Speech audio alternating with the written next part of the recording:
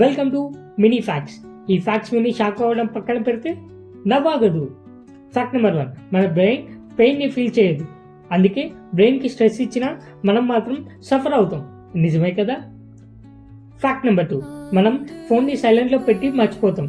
గుర్తుకు వచ్చాక తీస్తే మనకు కావాల్సిన వారి దగ్గర నుండి కాల్స్ అండ్ మెసేజెస్ వస్తాయి. మీకు ఎప్పుడైనా ఇలా జరిగిందా? కామెంట్ చేయండి.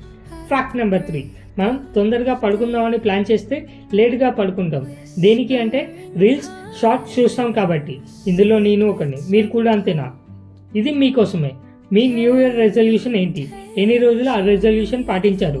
కామెంట్ చేయండి.